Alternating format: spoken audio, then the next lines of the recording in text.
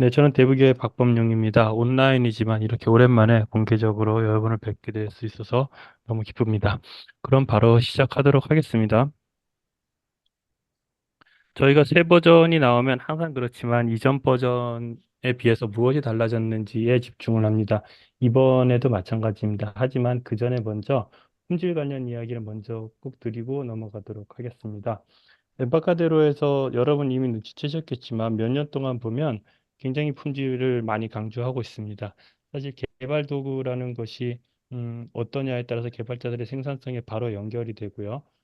기능 하나가 예를 들어서 뭐 10초만 세이브를 해주더라도 그런 간단한 기능을 많이 반복적으로 여러분들이 사용하기 때문에 이런 품질은 굉장히 중요합니다. 그리고 저희가 엠바카데로 관계자 회의를 들어가다 보면 제품 책임자들 같은 경우에는 개발 툴의 품질을 굉장히 강조를 하고 이게 시간 절약도 해주지만 사실 개발자들이 개발을 하면서 뭐 집중을 하고 있다가 뭐 집중력이 깨진다거나 이런 부분들도 있을 수 있기 때문에 굉장히 중요하게 생각하고 있다는 얘기를 많이 나누고 있습니다. 그리고 그 품질 향상에서 굉장히 중요한 도구가 그 퀄리티 포털입니다. 그래서 이번 12.2 버전에서도 마찬가지로 많은 이슈가 해소됐는데요. 현재 350개 고객 리포트 이슈가 해소가 됐고요. 28개 고객이 요청한 기능이 구현되었습니다. 그래서 제가 이걸 강조드리고 싶은 것은 여러분께서도 혹시라도 이슈가 있으시거나 뭔가 개선 요구 사항이 있다거나 아이디어가 있으시면은 퀄리티 포털에 등록해 주시기 바랍니다. 그리고 혹시라도 여러분이 뭐 굉장히 긴급하게 문제되고 있는 이슈가 있다 이런 경우에도 반드시 그 퀄리티 포털에 올려주시고요. 만약에 저희가 더 관심을 가져야 될 것 같으면 저희 그 티켓 번호를 저희한테 알려주시면 본사랑 더욱더 좀 긴밀하게 협의를 하도록 하겠습니다. 자, 그럼 이제 새 기능 위주로 진행하도록 하겠습니다. 그 전에 퀴즈 하나를 내겠습니다. 간단합니다. 퀄리티 포털에 등록한 이슈 중 몇 개를 해소했을까요? 입니다. 네, 김현수님 축하드립니다. 답변을 중지해 주셔도 될 것 같습니다. 제일 먼저 등록해 주신 분이 네, 김현수님이시네요. 축하드립니다.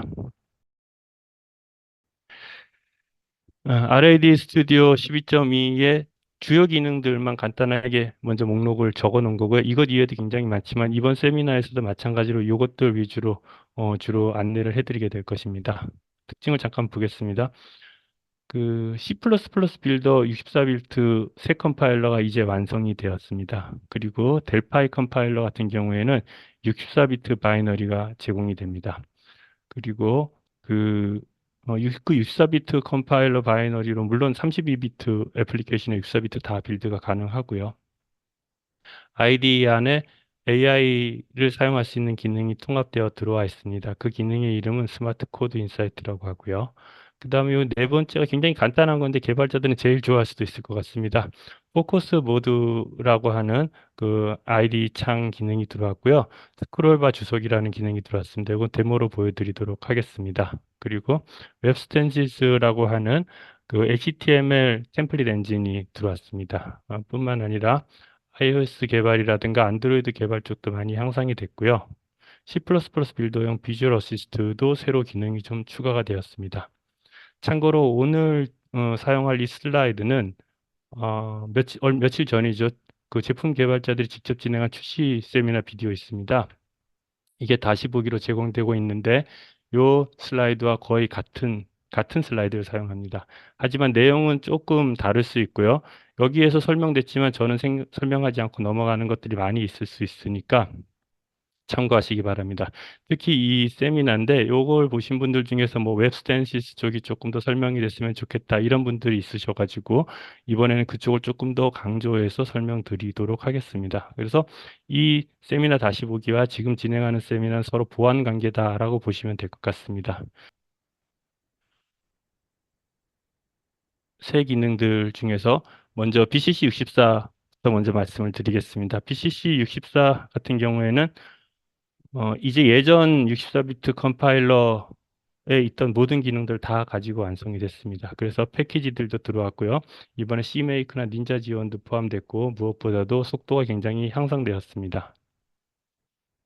사실 12.1에도 패키지를 사용할 수가 있었습니다. 하지만 이제 동적 패키지를 사용할 수는 없었기 때문에 그 패키지를 다 모아서 컴파일을 하면 거대한 하나의 실행 파일을 만들 수밖에 없었습니다. 그런데 12.2 버전부터는 이제 이 동적으로 BPL들을 연결할 수도 있고요. 또 C++로 BPL을 만들 수도 있습니다. 그래서 우리가 이 BCC 64 무려 모던 컴파일러라고 부르는 실랑 기반 컴파일러인데요. 이걸 보면 저 작년 말쯤 12월 0 버전이 나왔을 때 외부 컴파일러로 제공이 됐었고요. 처음으로. 그리고 올해 초에 12.1 버전에서는 IDE 안에 들어왔고요. 하지만 조금 부족한 부분들이 조금 있었고요. 이제 12.2 버전에서는 완전히 음, 완성이 되었습니다. 그래서 요에 관한 그 따로 나와 있는 기고가 있거든요. 그래서 요 기고들 제가 링크를 만들어 놨으니까 보시면서 알 수가 있을 겁니다. 동적 패키지를 어떻게 사용하는지, 사용하려면 설정을 어떻게 해줘야 하는지, 그리고 C++ 패키지를 만드실 분들이 얼마나 있을지는 모르겠지만 그걸 만들 때 참고하셔야 될 문서 도움말들이 다시 다 정리가 되었습니다. 그리고 이 64비트 모던 플랫폼이 이제는 기본 플랫폼으로 지정되어 있습니다. 이렇게 보시면 되고요. 이거 간단하게 데모를 한번 보면 예를 들어서 파일에서 C에서 비주얼 애플리케이션을 한번 만든다고 했을 때 뭐 당연히 다 아시는 거겠지만 이 타겟 플랫폼으로 가보면 세 개 컴파일러가 들어가 있는 게 보이고요. 그 중에 이제는 64비트 모던 컴파일러가 아예 디폴트로 되어 있습니다. 그리고 지금 동적 패키지 잠깐 설명을 드렸는데 동적 패키지를 사용하려 그러면 옵션에서 정해줘야 됩니다. 사실 패키지 같은 경우에는 규모가 큰 프로젝트일 경우에 서브 시스템별로 모듈을 나눠서 서로 개발하고 그것들을 서로 하나의 크게 통합을 만들어서 사용할 수 있도록 하는 기술인데요. 프로젝트에서 옵션으로 가서 보면 패키지가 있죠. 일단 패키지 쪽에서 런타임 패키지로 들어가면 여기 링크 위드 런타임 패키지스가 있습니다. 이것을 체크를 해줘야 되고요. 제가 아까 잠깐 보여드린 기고에도 나와 있는데 이때 C++ 링커 자체에서도 링크 위드 다이나믹 DLL을 체크 표시를 해줘야 됩니다. 그래서 그 기고에서도 강조했지만 이 두 가지 세트를 항상 같이 맞춰주는 게 좋고요. 동적 패키지를 이용하려면 이 두 가지를 같이 체크를 해서 켜놓는 것이 좋습니다. 해야지만 작동이 됩니다. 그래서 이 정도로 설명을 드리고요. 슬라이드로 다시 돌아가서 CMake가 이제 다시 들어옵니다. 그래서 지금은 아닌데 조만간 게디 패키지 안에서 CMake를 제공해 드릴 거고요. 이 CMake나 닌자 같은 경우에는 그 표준 빌더라고 보시면 됩니다. 그렇기 때문에 서드 파티라든가 이런 C++ 라이브러들이 굉장히 많은데 그것들을 빌드하기도 쉽고 호환성도 굉장히 좋습니다. 그리고 당연히 VCL이나 FMX 앱 빌드를 할 때도 사용할 수 있습니다. 그리고 병렬 빌드를 하기 때문에 속도가 굉장히 높아졌습니다. 사실 12.1 버전까지도 이런 빌드 속도에 대한 해결책은 있긴 했거든요. 뭐 C++이 이제 컴파일 속도가 굉장히 느려서 불편한 건 다들 알고 계신 부분이니까. 하지만 뭐 만들어지는 앱은 굉장히 훌륭하죠. 하지만 그래서 이 컴파일 할 때 투아인 컴파일이라는 훌륭한 도구를 사용할 수도 있고요. 뭐 CMake나 닌자를 사용할 수도 있었고, 그리고 12.1 버전에서도 이미 병렬 빌드를 하긴 했습니다. 그런데 이제 속도가 아주 좋지는 않았었던 거죠. 그래서 12.2에서는 아예 병렬 빌드를 새로 구현을 했습니다. 그래서 굉장히 빠르고 아예 켜져 있는 게 디폴트로 되어 있어요. 그렇기 때문에 여러분들은 다른 걸 특별히 하실 필요 없이 12.2 버전을 설치하기만 하면 속도가 굉장히 높아집니다. 그리고 병렬 빌드 자체가 디폴트로 되어 있기 때문에 12.2의 그 병렬 빌드랑 비교해도 크게 차이가 많이 날 것입니다. 지금 저희가 아마 출시 세미나 비디오를 보신 분들은 좀 눈치채셨겠지만 굉장히 설명을 많이 하는데 저는 이걸 좀 빠르게 넘어가고 조금 더 관심 있는 부분들을 집중하도록 하겠습니다. 그래서 이렇게 벤치마킹을 했더니 저희 클래식 컴파일러에 비해서 지금 새로 나온 12.2 버전의 그 새 모던 컴파일러의 디폴트 설정일 때 속도가 거의 같다라는 걸 알 수 있고요. 근데 사실 클래식 컴파일러가 컴파일 속도가 굉장히 빠른 것은 이것이 굉장히 단순하기 때문입니다. 그래서 엠바카대로에서는 디폴트를 잡은 것도 그런 이유지만 새 컴파일러로 넘어가기를 굉장히 권장하고 있습니다. 그리고 이 벤치마킹 결과는 사실 어떻게 벤치마킹 하느냐에 따라서 다르니까 조금 다를 수는 있고요. 하지만 분명한 점은 굉장히 빠르다라는 점과 다른 툴에 비해서도 굉장히 좋은 속도를 보여준다라는 점입니다. 이런 것들은 그냥 생략하도록 하겠습니다. 그리고 기존 클래식 컴파일러하고 컴파일러 속도고요. 이게 그 12.2 버전에 나온 새 64비트 속도인데 거의 5분의 1 정도로 줄어든다라는 걸 볼 수 있고요. 아까 말씀드린 것처럼 설치하면 바로 그 효과를 볼 수 있고 이게 병렬 빌드에 의해서 나오는 효과이기 때문에 여러분 장비에 있는 코어스라든가 램의 크기가 얼마나 큰가에 비례해서 이 효과를 얻을 수 있을 것입니다. 자, 그럼 이번에는 윈도우 컴파일러 중에 델파이 컴파일러 쪽으로 잠깐 넘어가겠습니다. 앞에 설명드렸던 것처럼 64비트 버전이 만들어졌습니다. 그렇기 때문에 이 64비트 바이너리니까 당연히 메모리 사용 제약이 없겠죠. 그러다 보니까 굉장히 큰 프로젝트를 빌드할 때 도움이 많이 됩니다. 그리고 요것과 관련돼서 64비트 바이너리가 또 추가된 게 있는데요. 12.2 버전에서 이거는 델파이 LSP 서버 자체도 64비트 바이너리가 나왔습니다. 그렇기 때문에 이 결과로 코드 인사이트의 품질이 굉장히 향상되었습니다. 이 데모로 64비트 버전 윈도우 컴파일러를 설정하는 방법을 잠깐 보도록 하겠습니다. 64비트 컴파일러 아무거나 프로젝트를 하나 열어볼게요. 그래서 이런 프로젝트가 있다. 이 코드는 나중에 한번 잠깐 보여드릴 겁니다. 프로젝트에서 옵션으로 가서 여기 빌딩스에 델파이 컴파일러가 있습니다. 델파이 컴파일러에 가면은 use ms 빌드 컴파일러 쓰겠다라고 체크를 하면 되고요. 그리고 얘가 지금 64비트로 설정이 되어 있죠. 그럼 64비트를 사용하는 것으로 되는 것입니다. 이왕 이걸 본 김에 아까 LSP도 잠깐만 보여드리도록 하겠습니다. 설정을 어떻게 하면 되는지. 뭐 툴스에 가서 이제 옵션스로 가가지고 에디터죠. 얘는 에디터로 가면 랭귀지 쪽에서 코드 인사이트를 보면은 랭귀지 델파이로 정리해야 되겠네요.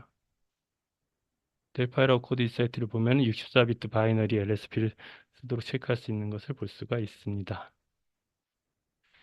이거는 이 프로젝트는 일단 끄고요. 이 코드, 델파 LSP에 대해서는 코드 인사이트 별도로 기고가 있거든요. 마찬가지로 이 기고를 보시면은 지금 보여드린 이 설정하는 방법 찾아가서 64비트 서버 쓰겠다고 체크하는 것. 그리고 코드 인사이트 자체에서 우리가 인터페이스 안에 있는 멤버라든가 로컬 상수, 로컬 변수 또는 forwarded type declaration 같은 것도 잘 해소를 한다라고 안내가 되어 있는 것을 볼 수가 있습니다. 자, 퀴즈가 나가겠습니다. OX 문제입니다. 64비트 버전 컴파일러로 32비트 애플리케이션을 개발할 수 있을까요? 축하드립니다. 정답은 네, 오죠. 그냥 컴파일러 버전 자체가 64비트라는 거니까요. 넘어가도록 하겠습니다. 다음, 스마트 코드 인사이트입니다. 스마트 코드 인사이트는 AI LLM을 거대 언어 모델이죠. LLM을 그 IDE 안에서 사용할 수 있도록 하는 겁니다. 아마 엠바카데로를 굉장히 오랫동안 쓰신 분들이 이 자리에 많으실 텐데 엠바카데로의 그 기본적인 전략을 잘 알고 계실 거예요. 어떤 특정 플랫폼에 종속되는 걸 좋아하지 않거든요. 그래서 이번에도 마찬가지로 이 AI를 어떻게 집어넣을 것인가를 고민하다가 개방형 아키텍처를 툴스 API 위에다가 구현을 했습니다. 그리고 그 위에 원하는 AI 플러그인을 꽂아 넣을 수 있는 방식으로 되어 있고요. 그리고 그렇기 때문에 여러분들도 원하는 플러그인을 만들 수 있고 이 아래 기고가 이 아래 있는데 여기에 설명되어 있는 것은 직접 만드는 방법이라든가 도움말도 링크가 되어 있습니다. 하지만 그런 걸 만들지 않고도 바로 쓸 수 있도록 네 가지 플러그인을 미리 꼽아놨습니다. 그 중에 세 가지가 온라인 솔루션인데요. 오픈 AI라든가 구글의 제미나이 또는 클로드 같은 엔진이 이미 플러그인들이 들어가 있고요. 오프라인 솔루션으로는 뭐 당연히 예상하셨겠지만 올라마가 들어가 있습니다. 그리고 엠바카데로에서는 올라마용 도커 이미지를 제공해 주고 있습니다. 그러니 이 내용을 또 잠깐만 같이 보겠습니다. 이 사실 이 AI 하나만 가지고 뭐 숫자 속에서도 한 뭐 두세 시간 서로 얘기할 수 있는 이런 내용이고요. 또 여러분도 잘 아시지만 AI란 특정 AI에 지금 종속되는 게 그렇게 좋은 시점이 아닌 것도 분명하고요. 그래서 그런 내용과 더불어서 몇 가지 이제 중요한 점을 마르코 칸터 정리를 해놨는데요. 그 이번에 12.2에 들어가 있는 것은 AI 채팅창 방식을 쓸 수도 있고 또는 그 에디터 명령 메뉴를 바로 사용하는 방법도 있습니다. 그리고 요거는 지금 설명이 된 대로고요. 그다음에 이 세 가지 온라인 서비스를 쓰려면 API 키를 넣어주고 내가 설정을 해야 되거든요. 그런데 그걸 설정을 하다 보면 여기 내용도 지만 잘못된 유료 플랜을 가입하시는 경우들도 많이 있습니다. 그렇기 때문에 지금 여기 링크를 일부러 정리를 해놨으니까 가격이라든가 어떤 플랜을 구입해야 되는지 이 안내를 반드시 좀 참고하시는 게 좋을 것 같습니다. 그리고 아까도 말씀드렸지만 엠바카데로가 접근하는 방식은 개발자가 완전한 제어권을 가지도록 하는 것입니다. 그렇기 때문에 이 스마트 코드 인사이트 요 구성을 보면 저희 접근 방식을 알 수 있는데 이것은 잠시 후에 제가 실제 툴 안에서 열어가지고 잠깐 보여드리도록 하겠습니다. 사용할 때는 채팅창은 이런 식으로 사용할 수가 있고요. 뭐 명령어도 정리가 되어 있고요. 또는 오른쪽 마우스를 클릭하면 에디터 안에서 이렇게 채팅창을 열 수도 있지만 뭐 다른 명령들이 이미 들어가 있습니다. 그래서 뭐 버그 찾기라든가 코드를 설명해 달라든가 또는 뭐 코드를 최적화해 달라든가 또는 뭐 컨버트 해 달라는 그런 명령들을 할 수가 있고요. 지금 아래 그림처럼 내가 에디터 안에서 코드를 쓴 다음에 오른쪽 마우스 클릭을 하고 지금 같은 경우에는 뭐 코드 설명을 해줘 라고 한 거죠. 그러면 내가 선택한 AI가 그 코드를 분석한 다음에 그 설명을 주고 그 설명은 이 코드 바로 안에 주석으로 들어갑니다. 그러니까 이 주석을 보면서 내가 이해를 할 수 있겠죠. 그리고 만약에 여기에 뭐 소스 코드를 받았다 그러면 그걸 복사해서 바로 사용할 수가 있습니다. 여기서 가장 중요한 점은 이 모든 것들을 IDE를 벗어나지 않고 내 개발 툴 안에서만 집중해서 사용할 수 있다는 점이 굉장히 중요하고요. 그게 뭐 별 차이가 아닌 것 같지만 사실 실제로 쓰다 보면은 굉장히 그 차이라는 점을 알 수 있을 것입니다. 그리고 오픈 툴스 API를 사용해 가지고 여기에 어떻게 플러그인을 꼽아 넣는지에 대한 설명도 나와 있고 올라마 같은 경우에는 여러분이 로컬 장비 또는 로컬 네트워크에서 그 LLM을 유지를 해야 되거든요. 그래서 그걸 하기 위해서는 어떤 식으로 하면 되는지에 대한 안내와 가이드 페이지가 나와 있습니다. 그리고 마지막으로는 뭐 당연하지만 AI는 지적재산권 문제나 보안 문제나 내 코드가 밖으로 나가는 문제 등이 있으니까 이런 부분들을 조심해라 라는 내용이 있습니다. 그러니까 세미나 후에 한번 차근차근히 읽어보시는 것을 권합니다. 자, 그 다음에 이거는 앞에서 설명드렸으니까 생략하도록 하겠습니다. 한 번 더 말씀드리겠지만 제일 위에 있는 메뉴를 사용하면 AI 엔진 자체를 끌 수가 있습니다. 그리고 당연히 비활성화로 되어 있거든요. 아까 말씀드렸던 그런 문제 때문에 회사 안에서 이걸 엄격하게 규제를 할 수도 있어요. 그 상당한 이유가 있고요. 그렇기 때문에 기본적으로 그런 경우에는 이걸 반드시 꺼야 됩니다. 그리고 이게 처음부터 안 켜져 있기 때문에 아예 손을 안 대면 AI를 쓰지 않도록 되어 있기 때문에 그런 걱정을 하실 필요는 없습니다. 그리고 스마트 코드 인사이트 사용하는 창은 보여드렸고요. 잠시 퀴즈를 잠깐만 풀어볼게요. 네 가지 서비스가 들어있는데 그 중에서 LLM 자체를 로컬에 설치해놓고 사용할 수 있는 것은 무엇일까요? 이 코드 설명을 한글로 출력되도록 할 수 있나요? 라는 질문을 사실은 저도 지난번 출시 세미나 때 본사에다가 했는데 무시당했습니다. 그래서 사실 저도 답변은 모르고요. 제가 뭐 내가 플러그인을 만들어서 꼽아 넣는다면 이것이 가능할 수도 있겠지만 아니면 이걸 후킹한다면 가능할 수도 있겠지만 어, 지금 들어있는 기능 그 자체로는 한글로 출력되도록 하는 방법은 딱히 없는 것으로 알고 있습니다. 근데 저도 관심 있는 사항이니까 이것은 어, 나중에 파악하게 되면은 저희가 그런 방법이 있다면 저희가 웰컴 포럼에다 게시하도록 하겠습니다. 이거 다음으로 넘어가서 자 그러면은 저희가 아무튼 시간을 최대한 빠르게 넘어가고는 있는데 스마트 코드 인사이트를 직접 한번 사용해 보겠습니다. 그 출시 세미나에 나와 있는 그 코드는 또 굉장히 간단한 거거든요. 너무 뻔한 코드라서 좀 재미가 없는 것 같아서 시간이 조금 걸리겠지만 조금 생각해야 되는 코드를 가져왔습니다. 이 코드입니다. 요거는 보시다시피 아마 이게 메모리 문제가 조금 있는 코드일 거거든요. 요거를 어떻게 보호하는지에 대한 그 좋은 글이 있습니다. 나중에 요 트라이 바이너리에 대해서 정확하게 이해하시고 싶으신 분들한테는 이 기고를 읽으실 걸 권장드리고요. 뭐 누구나 다 알지만 오브젝트 하나를 보호하려면 이렇게 트라이 바이너리로 풀이를 해주는 거죠. 근데 두 개가 되면 예를 들어서 이런 식으로 하면 이제 문제가 되는 거죠. 이 경우에는 이 A1 오브젝트가 사라지지 않기 때문에 메모리 누수가 발생을 하게 됩니다. 그래서 문제가 되는 이 녀석을 갖다가 트라이 안으로 집어넣으면 해결되느냐? 그렇지도 않습니다. 왜냐, 여기 설명을 보면 다 이해하실 수 있으실 텐데, 만약에 얘를 생성하다가 문제가 생기면 무조건 파이널리가 작동을 할 텐데, 파이널리가 작동할 때 얘를 풀이를 하고 싶은데, 실제로 얘가 어떤 오브젝트를 참고하고 있는지가 정의가 되어 있지가 않습니다. 그러니까 아마 액세스 바이올레이션 같은 게 나면서 해소를 못할 거고요. 그러면 이미 만들어져 있는 A와는 계속 메모리에 남게 되는 이런 문제가 있죠. 아주 재미있는 아티클이고요. 이 중에서 여기서 그래서 어떤 걸 써라는 얘기인데 라고 했을 경우에는 아주 이 세 가지 다 안전한 방식입니다. 세 가지 다 안전한 방식이고요. 이거는 뭐 트라이를 중첩해서 쓰는 방식 있을 수 있고 나중에 트라이 안에서 생성할 것만 닐로 줄 수도 있고 아니면 다 초기화를 해 놓은 다음에 분리를 하는 방법을 쓸 수 있습니다. 실제로 엠바카대로 안에서도 많이 쓰는 방식이니까요. 이 세 개 중에서 원하는 것을 그냥 사용하면 되고요. 뭐 일본이 가장 기본적인 건데 뭐 좋진 않겠지만 만약에 이걸 굉장히 많이 중첩해서 써야 된다 그러면 좀 복잡하겠죠.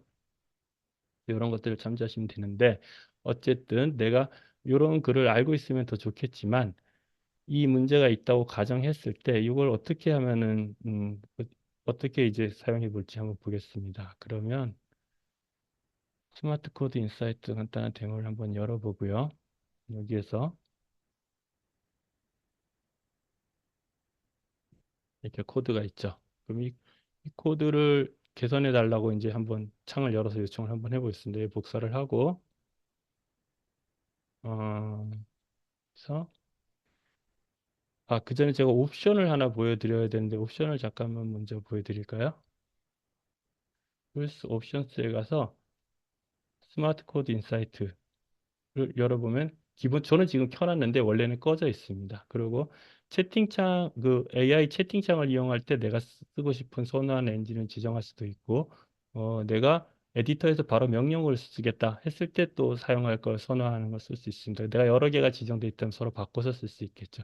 그리고 각각의 엔진마다 내가 필요한 설정을 하면 됩니다. 저는 지금 챗 GPT만 해놨고요. 요 각각의 엔진에 대해서 설정하는 방식은 아까 조금 전에 보여드린 그 기고 링크가 다 나와 있거든요. 그걸 보고 혹시 뭐 하기 힘드시다면 그걸 보고 하시면 됩니다. 그래서 일단 일로 가서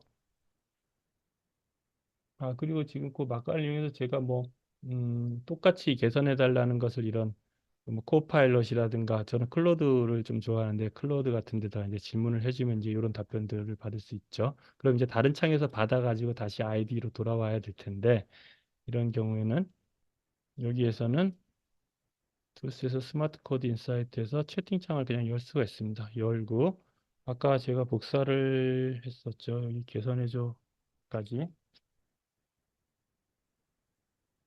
복사를 해서 채팅창에다 챗GPT에다가 요청을 합니다.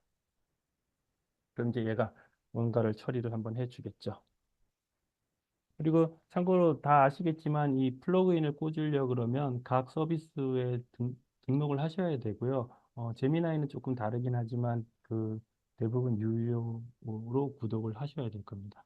자, 지금 채팅에다 물어봤더니 이제 뭐 개체 생성이 문제가 될 수 있어요 라고 설명을 해주고 그 다음에 그러니까 try finally를 이렇게 나눠서 쓰세요. 이렇게 나왔네요. 이게 지난번 저희가 오픈 AI 세미나 때도 말씀드렸지만 AI는 물어볼 때마다 다른 답변을 줄 수가 있거든요. 그리고 더 심각하게 이런 이렇게 할루시네이션이라고 해갖고 부정확한 문제, 환각이라고 하는 그런 잘못된 문제도 만들어내는데 이것도 보면 그렇게 아주 좋은 코드라고 볼 수는 없죠. 그럼 이제 여기다 창에다 마음에 안 들면 뭐 다시 만들어줘라고 이제 요청할 수도 있겠죠. 어쨌든 이렇게 사용하는 방식이 있고요. 그 다음에 이 방식이 아니라 내가 코드를 선택하고 오른쪽 마우스를 클릭하면서 하면 이게 아까 채팅창을 열었지만 채팅창 열고 말고도 뭐 버그를 찾아달라든가 굉장히 많은 메뉴가 있다고 말씀을 드렸는데 이 중에서 예를 들어서 이걸 좀 최적화해줘 라는 옵티마이즈 코드 메뉴를 한번 눌러보겠습니다. 그럼 이제 아까 설명드린 것처럼 주석으로 이제 코드 안에 아예 들어가게 됐거든요. 그걸 보고 하시면 되고요. 아까 그 코드가 약간 좀 이상한 코드가 나왔었는데 AI가 지금 현재 주소가 그렇고요. 요즘 뭐 많이들 관심 가지셔서 아시겠지만 AI에서 가장 문제가 되는 게 그 할루시네이션이잖아요. 그 잘못된 정보를 자기가 옳다고 믿고 내놓는 건데 어떤 경우에든지 우리가 검증할 수 있어야 돼. 검증할 수 있는 능력이 가장 중요한데 그래서 아까 제가 먼저 그 아티클을 먼저 보여드렸던 이유는 AI를 한테 의존하면 안 되고 AI를 활용할 수 있어야 된다는 생각이 듭니다. 이 코드는 또 조금 재미있는 코드를 보여줬어요. try binary를 보자. 제가 아까 코파일럿에다 질문을 했을 때는 try binary 이렇게 중첩해서 쓰면 좋다. 아주 굉장히 교과서적인 답이죠. 예, 저 답도 좋고요. 또는 이렇게 닐로 포인트를 잡아준 다음에 그 다음에 얘를 try 안에다 넣고 binary로 하면 다 지워질 것이다. 이렇게 이제 설명을 해주고 있죠. 그래서 이게 마음에 들면 이제 이거 긁어다가 여기다 붙여서 쓸 수가 있을 거예요. 또는 혹시라도 또 이렇게 할 수 있죠. 얘가 만약에 이 AI가 오픈 AI가 얘를 갖다 혹시 버그로 인식할 수 있을까? 이게 잠재적인 버그일 수 있으니까요. 그래서 find 버그를 한번 또 요청해 보겠습니다.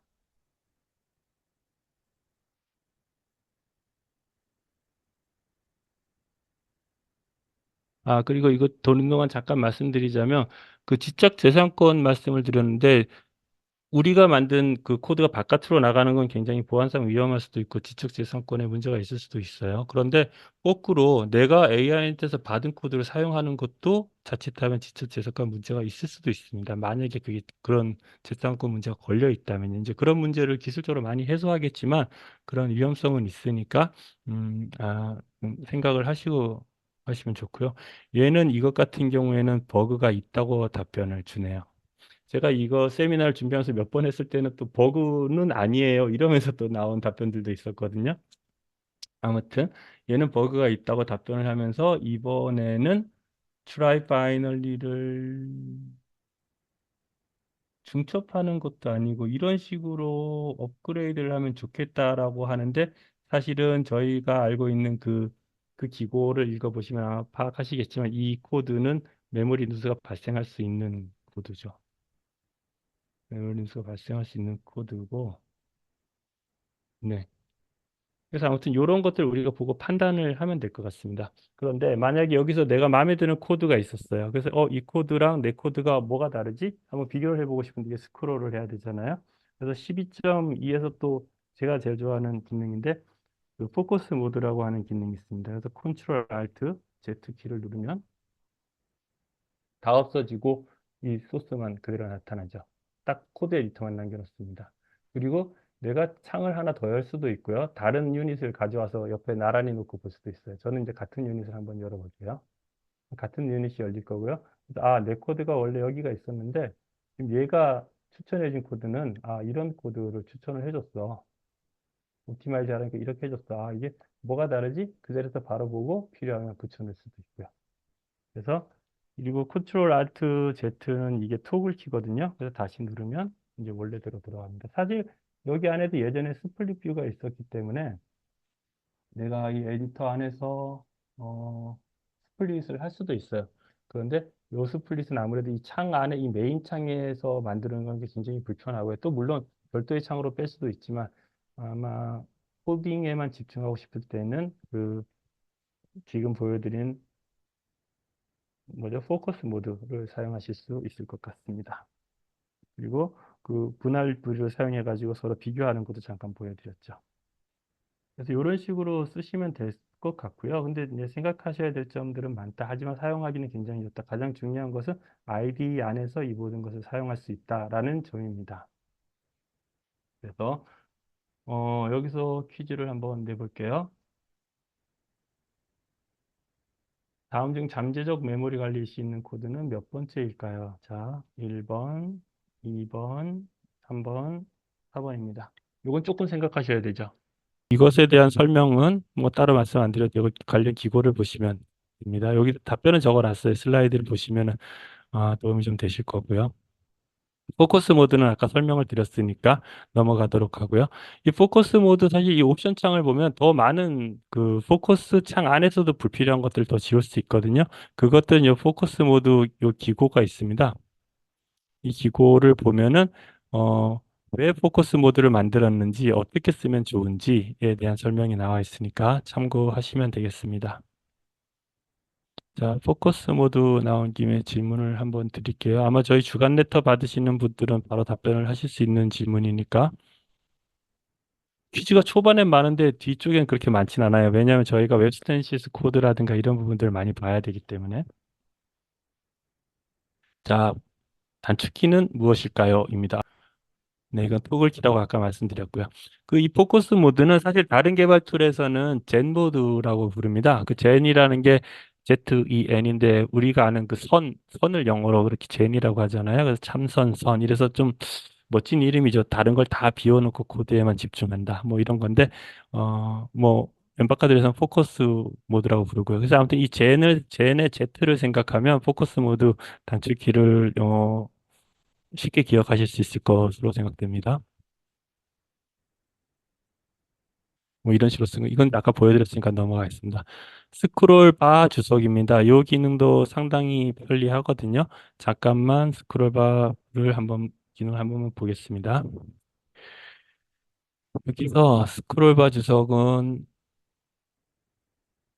있고요. 조금 복잡한 프로젝트를 한번 열어보겠습니다. 복잡해 봐야 뭐 그건 데모라서 간단한데요.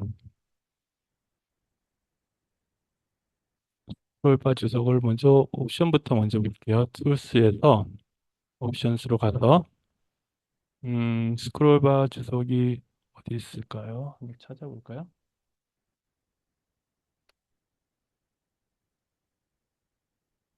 스크롤바 페이지 세팅스로 가면은 에디터 안에 있는 걸 알 수 있고요.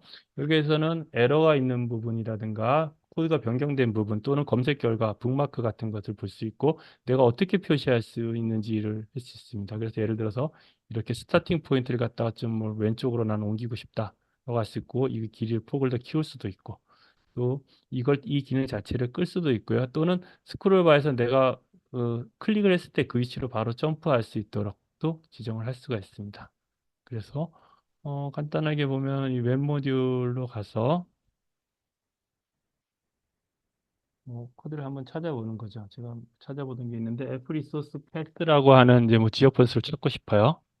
그러면은 이렇게 검색으로도 위아래로도 갈 수 있겠지만 이 스크롤 바를 보면 내가 있는 그 이게 나온 지점들 다 볼 수가 있죠. 이건 아마 선언 부분일 테니 아마 사용되는 부분은 요 정도가 되겠죠. 그리고 만약에 있지도 않은 식별자를 쓴다 그러면 당연히 이건 오류일 테니까 지금 보면 이렇게 빨간색으로 표시가 되는 것을 볼 수가 있습니다. 또는 아까 북마크 같은 거 말씀드렸는데 예를 들어서 제가 Ctrl Shift 여기다 1번 이래서 북마크를 준다면 이 북마크가 있는 위치가 1번이 있는 위치가 여기 표시되는 걸 볼 수가 있고요. 얘는 또 파란색으로 내 위치가 볼 수 있고요. 그래서 내가 관심 있는 그런 코드 영역이 스크롤바에 표현이 되니까 굉장히 한눈에 볼 수가 있고요. 이동하기도 굉장히 좋다는 장점이 있습니다. 그래서 스크롤바 주석은 이 정도로 데모를 마치고요. 조금 빠르죠. 조금 빠를 텐데. 갈 길이 좀 많아서 빠르게 하겠습니다. 하지만 너무 빠른 것 같으면 슬로우 다운 해달라고 채팅창에다 말씀을 해주시기 바랍니다. 뭐 그 외에도 좋은 기능들이 많이 생겼는데 이것은 출시 세미나라든가 저희 자료를 보시기 바라고요. 시풀풀 빌더의 비주얼 어시스트 통합입니다. 시풀풀 빌더에서 시풀풀 빌더의 비주얼 어시스트가 들어간 게 아마 작년이죠. 작년에 굉장히 핵심적인 기능들, 리팩토링뿐만 아니라 코드 탐색이라든가 이런 면에서 핵심적인 기능들은 이미 많이 들어갔고요. 하지만 이제 계속 확대될 계획이 있었기 때문에 이번 버전에서는 리팩토링 관련해서 세 가지 기능이 들어갔습니다. 변수 도입이나 사용처에서 생성, 메소드에서 추출. 요 기능들이 들어가 있으니까 요거 잠깐 보여드릴 수 있을 것 같고요. 여기에 대한 기고도 나와 있습니다.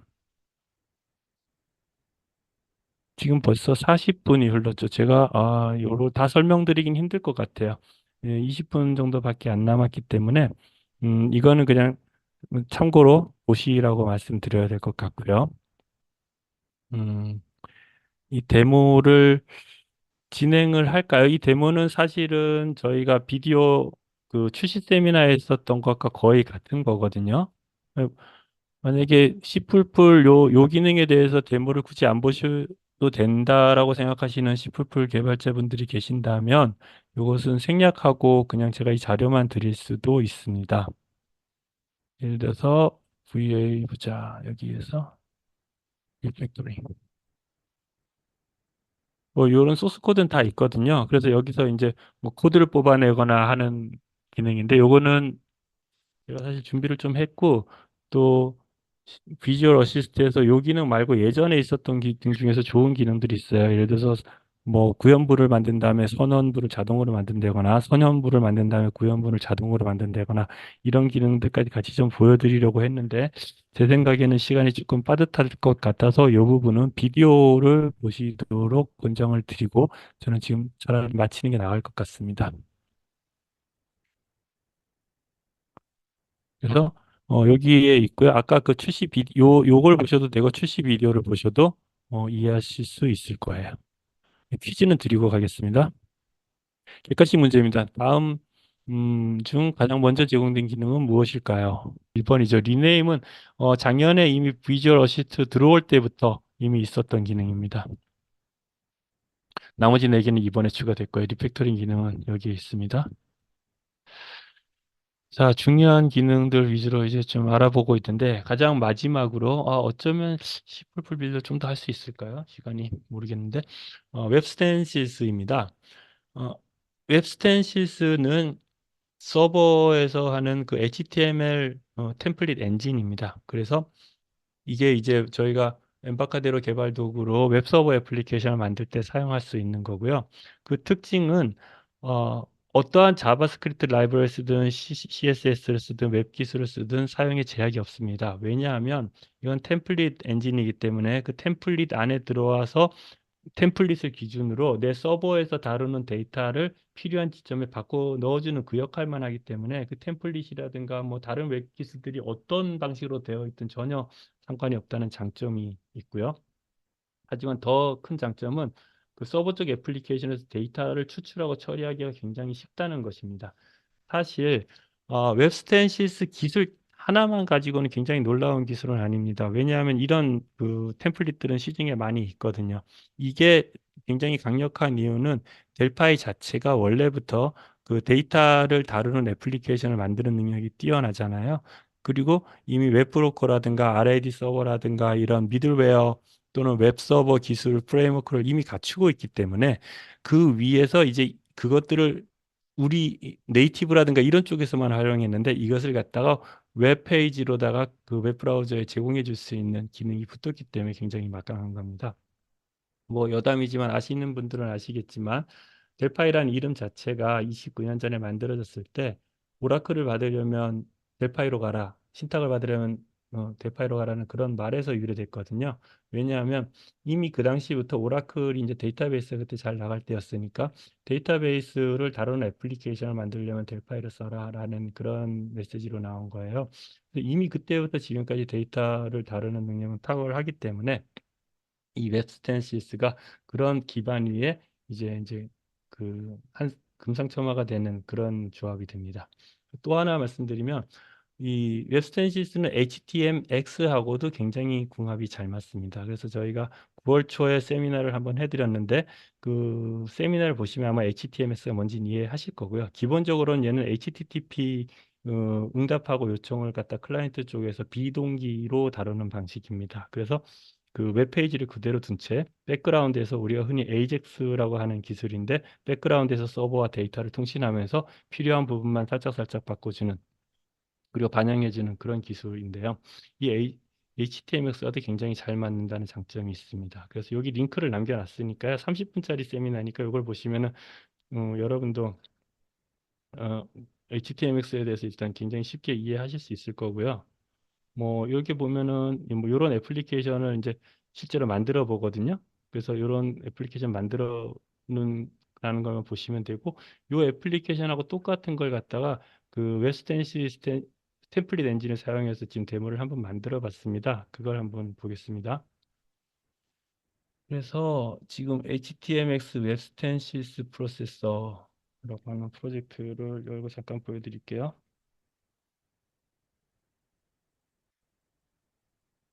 근데 요걸 하기 전에 아마 조금 이론적인 설명을 조금 더 먼저 드려야 될 것 같으니까 너무 데모로 빨리 들어가지 말고 그 뒤쪽을 조금 더 설명을 잠깐 드릴게요. 잠깐이 아니고 조금 길어질 수도 있습니다. 그 HTMX 세미나에 들어오신 분들은 아마 HTMX 일단 지금은 완전하게 잊어주세요. 그냥 이제 어떤 정적인 그 HTML 템플릿을 서버 쪽에서 어떻게 그걸 데이터를 채워 넣어주느냐 하는 부분에만 집중을 하시면 되겠습니다. 그래서 이 웹스텐시스 템플릿 라이브러리에서 사용하는 구문은 굉장히 간단합니다. @기호를 가지고 특별한 심볼이라고 처리해주고 뭐 가로로 블록을 정의해주고 값을 잡아오는 방식인데요. 이런 이게 이제 프로세서거든요. 그래서 웹스텐시스 프로세서에다가 그 스크립트 변수를 지정해 줄 수 있습니다. 그 스크립트 변수 이름이 object2다라고 지정을 해주고 그럼 얘는 이제 서버에서 작동하는 프로세서니까 그 서버 안에는 뭐 우리가 데이터 테이블도 있을 수 있고 내가 만든 어떤 오브젝트도 있을 수 있잖아요. 그래서 얘는 실제 내가 가지고 있는 이 오브젝트, 심플 오브젝트를 크리에이트 했죠. 얘를 가리키고 있다라는 걸 등록을 해줘요. 이 프로세서에다가. 이 프로세서가 등록을 해주면 이 프로세서는 자기가 처리하는 정적 HTML 템플릿을 가지고 있거든요. 이게 그 템플릿입니다. 그래서 이 프로세서가 이 템플릿을 처리할 때 이런 앳을 만나면은 특별한 처리를 만나면 이제 내가 무슨가 일을 하려고 할 거예요. 그래서 보면 뭐 if하고 쭉쭉쭉 들어가는데 사실 요 심플 오브젝트에 대해서 이게 어떻게 생긴 건지 설명은 되어 있지 않아요. 지금 여기서는. 근데 우리는 이제 유추는 할 수 있습니다. 왜냐하면 요 오브젝트를 잡았다고 치면 이 오브젝트의 네임을 가져와라. 이 오브젝트의 밸류를 가져와라. 또는 이 오브젝트의 요 메소드를 실행한 결과가 참인지 거짓인지 파악해봐라. 이런 걸 지금 처리를 할 거거든요, 얘가. 그렇다는 얘기는 이 오브젝트 안에 이런 프로퍼티들이 있고 이런 메소드가 있다는 거겠죠. 아무튼 그래서 이 프로세서는 이 템플릿을 처리하면서 이걸 체크합니다. 체크를 하는데 우리가 마크라고 했고 이 오브젝트가 그 밸류를 9라고 줬잖아요. 그러니까 아마도 뭐 이 이름 그대로 함수가 구현되어 있다면 10보다 작을 테니까 참이니까 요 블럭들이 처리가 되겠죠. 이 블럭들이 처리가 될 때, 이 오브젝트의 네임에는 마크라는 이름이 들어갈 거고요. 이 밸류에는 9라는 값이 들어가겠죠. 그래서 얘가 처리한 결과를 이제 리스판스로 클라이언트에게 다시 보내줄 텐데 그때는 이런 결과를 만들어내는 거죠. 마크가 그 값이 9야. 얘는 12야야. 그런데 만약에 여기서 마크 11이라고 주고 만들었다 그러면 여기서 이미 false가 나오니까 얘는 이 블락 안에 들어가지 못하겠죠. 그럼 얘는 처리가 안 되고 이 object2라는 제목만 나오게 되는 요게 이제 아주 기본적인 문법입니다. 그래서 이 데이터에 접근하는 방식은 아까 말씀드린 것처럼 object.value 하는 방식으로 한 거고요. 그 다음에 위에서도 얘가 요걸 처리할 때 onValue라고 하는 얘를 만나면 onValue라고 하는 이벤트가 발생합니다. 그 이벤트는 요 프로세서가 가지고 있는 이벤트거든요. 그렇기 때문에 만났을 때가 내가 무슨 로직을 넣고 싶다. 그럼 이 프로세서에다가 로직을 그냥 적어 주기만 하면 됩니다. onValue 이벤트 핸들러 안에다가. 그럼 그게 뭐든지 이제 처리할 수 있을 것이고요. 가져올 수 있는 오브젝트는 뭐 리스트나 데이터셋 다 가져올 수 있습니다. 그래서 예를 들어서 이 코드를 잠깐 보면 포이치에서 데이터셋이라는 걸 도는데 이건 아마 아까 여기로 치면 이렇게 이름을 정해준 거겠죠. 그래서 이 데이터셋을 도는데 포이치니까 각각의 레코드를 하나씩 잡아올 거예요. 하나씩 잡아오는데 특별한 이름을 주지 않고 내가 현재 잡고 있는 레코드, 요건 키워드입니다. 루프라는 키워드가 많지 않거든요. 그래서 그 중에 하나인데 이 현재 잡고 있는 레코드 얘의 컴퍼니 네임, 컨트리, 시티, 스테이트를 가져와라 라고 이렇게 돼 있죠. 그러면서 이걸 루프를 계속 돌겠죠. 그래서 이 프로세서 이걸 처리하면 이런 결과가 만들어지는 겁니다. 제목 밑에 돌면서 이렇게 컴퍼니 네임, 뭐 국가 이렇게 나오죠. 그 다음 항목이 나오면 이게 나오죠. 이런 식으로 쭉쭉쭉쭉 추가가 돼서 완성되는 HTML 완성돼서 전달되는 방식입니다. 그리고 웹 브로커를 아시는 분들은 이해를 하시겠지만 엠바카데로 웹 처리 프레임워크의 가장 기본적인 프레임워크는 웹 브로커이고요. 웹 브로커 안에서는 그 액션들을 집어넣습니다. 그래서 그 액션들이 내가 처리해야 될 웹 요청이 뭔지를 알고 있어요. 그래서 기록을 해주는 거지. 내가 예를 들어서 루트 경로를 접근한다. 그럼 루트 경로가 왔을 때는 이 액션이 나는 이 액션은 루트 경로를 처리한 액션이야라고 정리를 해놓는 거죠. 그리고 거기에 내가 구현하고 싶은 코드가 있으면 온 액션 핸들러 안에다가 적어주면 되는 거야. 그렇기 때문에 그 웹 액션 안에서 온 액션 안에다가 나는 이 어떠한 프로세서를 쓸 건데 얘에다가 어떤 변수를 넣어줘 가지고 그 템플릿을 적용해서 발현할 거야라고 할 수가 있어요. 그래서 예를 들어서 어떤 액션에서 이것 같은 경우에는 내가 그 서버 쪽에 있으니까 내가 클라이언트 데이터셋을 가지고 있잖아요. 그러니까 그 클라이언트 데이터셋을 먼저 오픈을 해요. 오픈을 하고 사실 좀 뒤에서 오픈을 하고 내가 이 프로세서가 변수를 넣는 거죠. 스크립트 변수에 데이터셋이라고 하는 이름으로다가 그 스크립트 변수를 만들어주고 얘가 실제로 가리키는 건 클라이언트 데이터셋 1이야. 내가 오픈한 그걸 이제 지정을 해 놓는 거예요. 그리고 너가 처리를 해서 그 결과를 반환해 주라고 이제 한 다음에 이제 리소스를 닫는데 그럼 얘는 자기가 처리해야 될 템플릿 파일을 알고 있거든요. 그 템플릿의 내용이 이렇다고 가정을 할게요. 파일이든 뭐가 됐든 스크립트가 있을 텐데 이렇게 된다고 그러면 얘는 데이터셋을 만나잖아요. 그래서 데이터셋 이름 얘를 만나면 루프를 돌면서 이 루프에 있는 값들을 쭉 처리를 하는 거예요. 그리고 얘는 이 모듈 1에 있는 그 액션, 그 액션은 사실은 뭐 웹 액션 아이템인데요. 이 액션은 이 슬래시 리스트라고 하는 요청이 오면 이 그 온 액션 이벤트에서 이렇게 처리를 해주도록 코딩을 해놓으면 이 결과가 나올 수 있는 겁니다. 그리고 뭐 다른 것들은 출시 세미나에서 더 자세히 얘기했지만 이건 조금 불편할 수도 있거든요. 그래서 이걸 좀 더 추상화해서 상위에서 어떤 이런 것들을 매핑해주는 기술들도 다 나와 있기 때문에 굉장히 쉽게 쓸 수가 있습니다. 데모를 키워드들은 이렇게 HTTP 접근하는 키워드라든가 주석이라든가 이런 것들이 있고요. 템플릿을 만들 때 템플릿 구조가 굉장히 중요할 수도 있는데 뭐냐면은 그 레이아웃 페이지랑 렌더 바디라는 게 있습니다. 예를 들어서 아까 위에서 리스트로 요청이 왔을 때 내가 이 프로세서가 내가 처리해야 될 어떤 그 결과물을 만들어내잖아요. 그 결과물을 만들어낸 것이 어, 이게 어떤 바디가 있다고 칠게요. 그러면 그 바디 안에서는 내가 어떤 템플릿을 쓴다는 걸 선택할 수 있거든요. 요거는 약간 이걸 보여드릴게요. 음, 내가 예를 들어서 폼이라고 하는 어떤 그 컨텐츠를 가지고 있어요. 리퀘스트를 이렇게 처리했어요. 근데 나는 요거를 보여줄 때 뭘 보여주냐면 레이아웃 페이지. 이 레이아웃 페이지에서 레이아웃에 있는 이 메인 레이아웃이라는 걸 사용할 거야. 그럼 이 메인 레이아웃을 사용하고 그 메인 레이아웃에 요 내용을 집어넣을 거야 라고 하는 거야. 그럼 메인 레이아웃에 가면은 메인 레이아웃에는 이제 쭉 레이아웃이 어떻게 생겼는지가 나오겠죠. 그렇게 나와 있고 그 다음에 얘가 보면은 이렇게 렌더 바디라는 부분이 있죠. 이 렌더 바디라고 하는 부분에 아까 여기 홈에서 있었던 얘가 들어가겠죠. 태스크도 똑같은 레이아웃 페이지를 사용하고 있으니까 마찬가지로 얘가 들어가겠죠. 또 뭐 다른 키워드로 엑스트라 헤더 같은 것도 있는데 이 부분은 일단 지금은 생략을 할게요. 그리고 웹스텐스 엔진은 지금 프로세서를 주로 많이 보여드렸고요. 이제 프로세서는 리퀘스트마다 하나씩 개별 파일을 자기가 처리할 수 있는 파일이 하나씩밖에 없거든요. 그러니까 처리해야 될 파일이 많다거나 처리해야 될 스크립트가 많으면 굉장히 많아질 수가 있어요. 그리고 내가 처리해야 될 파일은 파일 네임을 지정하거나 또는 스크립트를 직접 적어주는 방식으로 처리를 하는데 어, 이것들을 너무 이제 프로젝트 어느 정도 규모가 있으면 굉장히 지저분해질 수가 있어요. 그래서 그런 것들을 추상화해 줄 수 있고 아예 매핑으로 정책 파일을 사용할 수 있도록 해주는 게 엔진 파일입니다. 그래서 이 엔진이 있으면 사실 이 컴포넌트를 직접 올려놓지 않아도 얘가 매핑된 대로 얘를 갖다가 크리에이트 하고 처리를 해주고 뿌리해 주는 것까지 다 담당해 줄 수 있는 형태입니다. 시간이 5분밖에 남지를 않아서 음, 나머지 부분들은 간단하게만 넘어갈게요. 모바일 개발 쪽에서 애플 플랫폼에서는 iOS 정적 라이브러리를 연결할 수 있고요. 또 다른 여러 가지 기능이 있지만 안드로이드 쪽에서 눈에 띄는 것은 안드로이드 라이브러리를 임포트할 수 있기 때문에 파이어베이스 애널리시스 같은 걸 임포트할 수 있고요. 그 다음에 디버거는 아까 설명을 드렸고 LSP 품질도 설명을 드렸고 그 새로 클래스들이 몇 개 만들어진 것 중에 대표적인 게 패러렐 어레이라는 게 있습니다. 이거는 소트잉이라든가 이런 걸 할 때 굉장히 병렬로 처리하기 때문에 속도 빠르다는 장점이 있고요.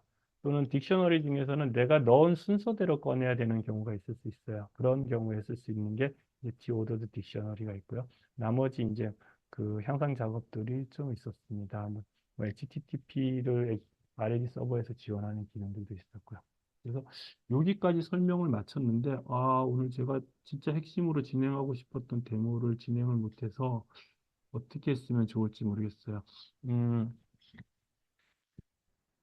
혹시 시간이 괜찮으시면, 사실은 아주 기본적인 건 지금 훑어드린 것 같고요. 시간이 괜찮으시면 제가 한 10분 정도라도 데모를 조금 보여드리도록 하겠습니다. 혹시 뭐, 시간 안 지키는 건 제가 좀 진행 싫어하는 편이긴 한데, 안 되시는 분들은 뭐 중간에 나가셔도 좋고요. 제가 그, 요, 웹스텐시스 프로세서만 지금 잠깐 보여드릴게요. 프로세서랑 엔진만 잠깐만 보여드리도록 하겠습니다. 이 프로세서를 잠깐만 보여드리면,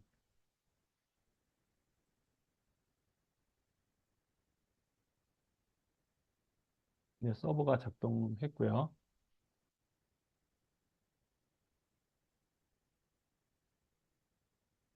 그래서 서버가 작동을 했고, 다시 로컬호스트에서 열어보면 이런 앱이 만들어졌죠. 그래서 이렇게 올릴 수도 있고, 내가 편집하기를 누른 다음에 지난번 HTMX 했을 때랑 똑같은 소스예요. 그런데 얘는 그때는 그 저희가 이제 상수를 만들어서 거기에다 스크립트를 다 집어넣고 쓰고 했었는데 이제는 그럴 필요가 없습니다. 근데 얘를 잠깐만 볼게요. 모듈을 한 번만 보면 얘는 잠깐만 끄겠습니다. 이 액션스라는 게 있어요. 모듈에 보면 액션스가 있는데 디폴트로 오게 되면은 디폴트 경로로 오는 것은 어떤 요청이 됐든지 든지 예, 웹 스탠시스 프로세서 D라는 애가 처리해 줘라. 이렇게 지정을 하는 거예요. 그러면 웹 스탠시스 프로세서 D에 가보면 얘는 나는 이 파일을 처리해 주면 돼라고 돼 있어요. 그럼 얘는 이 파일을 처리해서 클라이언트에 그대로 뿌려줘서 아까 요, 이 요 페이지가 만들어졌었던 거고요. 또는 뭐 에디트 같은 경우에는 얘는 프로듀서가 안 나와 있죠.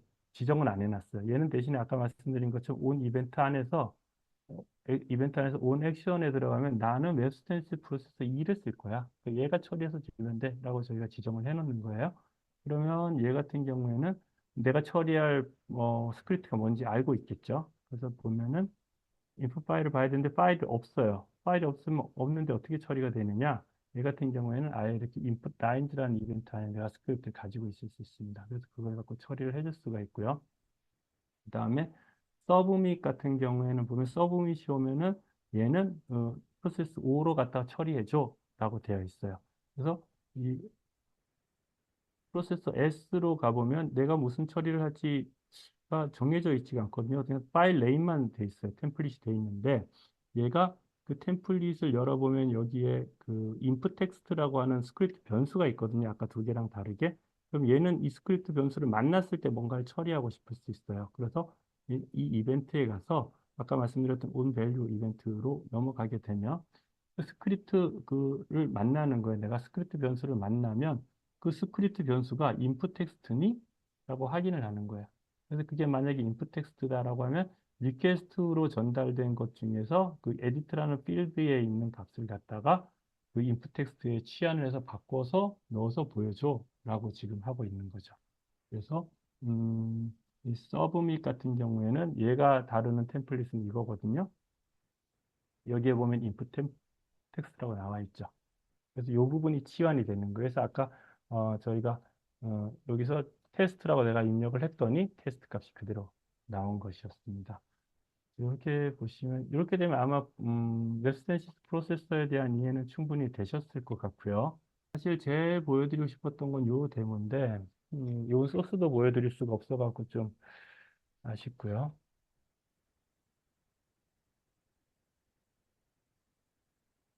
얘는 이제 이렇게 되거든요. 나와서 서버를 실행을 하고 지금 이제 서버를 바꿨으니까 로컬호스트 가면 이제 새로 만든 데모가 나오겠지. 이런 데모가 나옵니다. 그래서 여기를 보면 홈도 있고 베이식스도 있고 템플릿, 컴포넌트 이런 웹페이지들이 굉장히 많이 있죠. 그리고 이그젠플스로 보면은 커스터머스가 있는데 커스터머스는 고객 1000개를 갖다가 보여주고 있고요. 그다음에 태스크, 이건 HTMX를 사용하는 거예요. 비동기로 처리하는 거니까 내가 이렇게 처리할 수 있고 추가도 할 수 있고 삭제도 할 수 있고 이런 게 있는데요. 음, 요 코드를 잠깐만 보면 프로세서가 없습니다. 그냥 엔진 하나만 넣어놓는 거예요. 그리고 이거 잠깐 정지를 할게요. 뭐 템플릿에 대해서는 다 설명을 드렸으니까 크게 말씀드릴 건 없고, 요 엔진이 있어갖고 이 엔진 안에서 프로퍼티를 보면은 패스 템플릿이 있어서 어떤 패스로 오면 어떻게 처리해라 라는 게 아예 지정이 돼 있어요. 그래서 메뉴가 굉장히 많았는데도 사실 얘가 그걸 다 한꺼번에 처리할 수 있는 거고요. 그 다음에 그 아까 고객 1000개사를 보여줬는데 그 1000개사는 이게 사실은 열어보면 얘는 FD 멤 테이블입니다. 그래서 얘는 FD 멤 테이블에 있는 데이터를 갖다가 긁어 와서 그 보여주는 방식으로 되어 있고요. 소스 코드 중에서 사실 실제로 쓰는 코드는 이게 다예요. 이 파일 중에서 크게 많이 사용되는 코드는 없고요. 여기 있는 태스크는 아까 HTMX에서 그 할 일 목록 하는 서버 애플리케이션 쓰는 그 부분이고요. 요거는 이제 클래스 헬퍼인데 이것도 마찬가지 태스크를 위한 겁니다. 그거 빼놓고는 다른 작업이 거의 필요 없어요. 내가 정책만 넣어주면 되고요. 소스 코드 자체도 전부 다 제일 긴 게 200줄 정도 되고 나머지는 100줄도 안 되는 정도의 사이즈입니다. 그래서 이 부분은 다음에 제가 세션을 한번 만들거나 아니면은 이 코드에 대해서만 녹화를 하나 해드릴게요. 녹화를 해서 저희가 이 동영상으로 유튜브로 올려드릴 테니까 이게 어떻게 작동되는지는 그 동영상을 보시는 게 나을 것 같습니다. 지금 바쁜 상황에서 여러분을 너무 오래 붙잡으면 안 될 것 같고 재미있는 기술들이 많아요. 얘 같은 경우에는 이렇게 헬퍼 메소드를 쓰는 거거든요.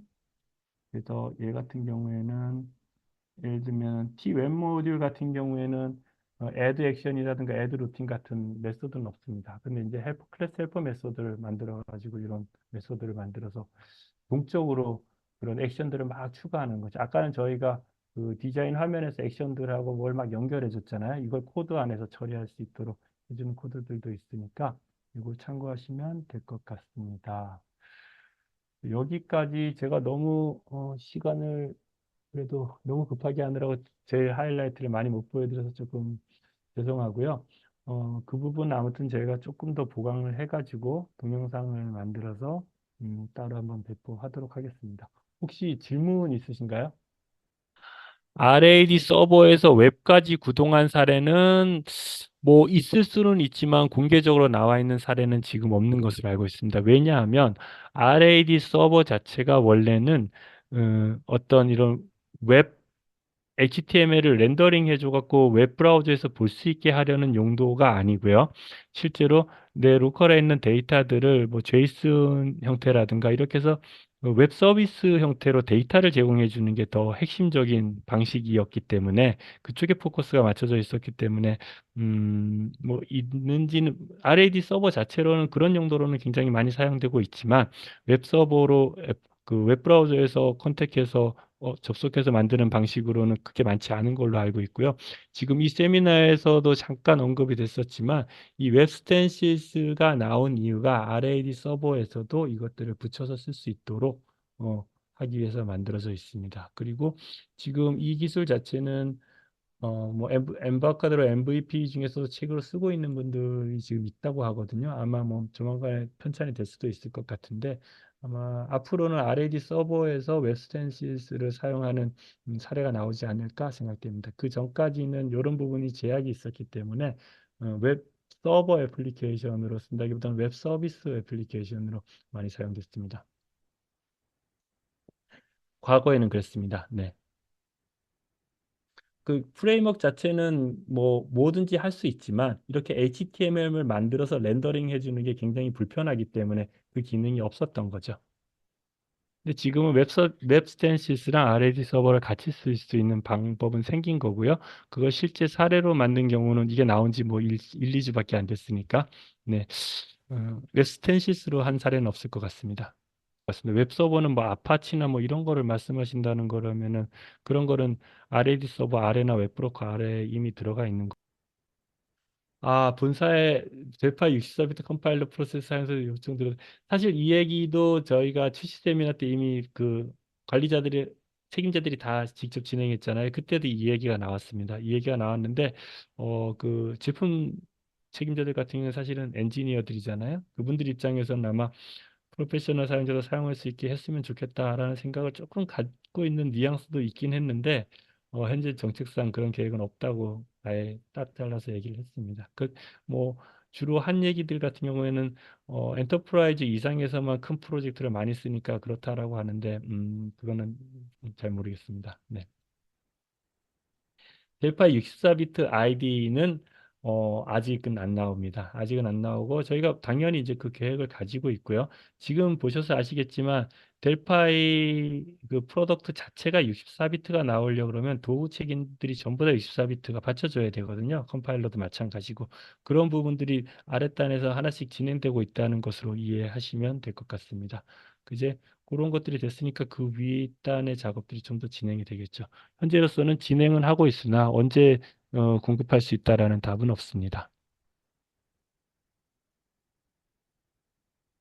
델파이 자체가 64비트가 되었는데 그 델파이 자체에서 MS 빌드 64비트 바이너리를 가지고 빌드를 할 수 있게 한 게 이번 버전의 차이점입니다. 아까도 말씀드린 것처럼 컴파일러만 그 64비트 바이너리가 된다고 해서 다 처리가 되는 게 아니고 그것과 관련되어 있는 도구 체인들이 다 엮여가지고 그 64비트를 처리해 줄 수 있어야 하는데 그런 기술들이 없었거든요. 그런데 이번 12.2 버전부터는 그것들까지도 이제 진도가 나왔다라고 이해를 하시면 됩니다. 궁극적으로는 64비트 아이디로 방향을 향해서 가고는 있는 건데요. 그게 하루 만에 되지는 못하는 겁니다. 네, 그렇습니다. 파라미터를 직접 호출해서 빌드를 할 수도 있고, 지금은 아이디 안에서도 당연히 지원을 할 수 있다는 뜻입니다. MS 빌드를 사용해서 64비트 바이너리를 사용할 수 있도록 연결할 수 있도록 되어 있었죠. 그래서 MS 빌드 익스터널을 체크하도록 안내가 되어 있었던 것입니다. 네, 혹시라도 지금 저희가 12.2 기능 세미나는 여기서 마무리를 할 거고요. 혹시라도 12.2에서 새로운 기능들 중에 좀 실무에서 많이 사용하고 싶은, 활용하고 싶은 기능들이 많이 있으셨으면 저희도 참 좋은 바람이 있습니다. 저희가 다시 보기나 Q&A 같은 경우에는 정리해서 메일로 다시 한번 보내드릴 거고요. 혹시라도 세미나 시작할 때 말씀드렸듯이, 안내드렸듯이, 엠바카데로에서도 이제 출시 세미나를 한번 진행을 했었어요. 그래서 거를 다시 보기를 웰컴 페이지에 올려드렸는데 한국어 음성을 입혀서 공유를 해드렸으니까 그것도 한번 보시면서 조금 저희가 지금 진행한 세미나랑은 포인트들이 좀 다를 수도 있어서 같은 기능을 설명하긴 했지만 포커스를 맞춘 기능들이 조금 다를 수 있으니까 상호 보완적으로 보시면서 조금 더 부족했던 부분들은 그쪽에서 좀 이제 채우셔도 되고 아니면 저희 쪽에 어떤 기능이 좀 더 궁금하다라고 하시면 저희가 뭐 그 부분만 조금 더 특별히 기술 세미나로 뽑아서 할 수도 있고 아니면 자료를 좀 더 만들어서 공유를 해드릴 수 있도록 하겠습니다. 그리고 세미나 종료하게 되면 저희가 설문조사가 자동적으로 팝업이 되는데 혹시 설문조사를 조금 이제 성실하게 참여를 해주신 분들, 뭐 의견이 좋은 분들에게는 저희가 상품을 좀 전달을 드리도록 하겠습니다. 그리고 9월에는 저희가 출시 기념으로 이 세미나에 참석하신 분들 기준으로 20% 할인을 제공을 해드릴 예정이고요. 추가적으로 저희 세미나 신청하실 때 모바일 앱 개발 쪽으로 좀 궁금하신 분들이 그러니까 궁금하다라는 의견을 주신 분들이 좀 계셔서 그분들에게는 이제 좀 필요하시다고 하면 이제 구매하시면 저희가 모바일 앱 엠바카데로에서 진행한 트레이닝 코스를 무상으로 받으실 수 있도록 저희가 제공을 또 해드릴 거고요. 그리고 추가적으로 델파이 자격증 응시권도 같이 보내드려요. 이거 뭐 스스로 공부할 수 있는 뭐 컨텐츠들이 포함된 이제 응시권이라고 보시면 되고요. 그래서 아마 델파이를 뭐 시험을 보지 않으시더라도 자체적으로 실력 향상에 좀 많이 도움이 되는 그런 컨텐츠가 포함이 된 응시권이기 때문에 그것도 저희가 9월에 제품 구매하시면 같이 참고로 제공을 해드리도록 하겠습니다.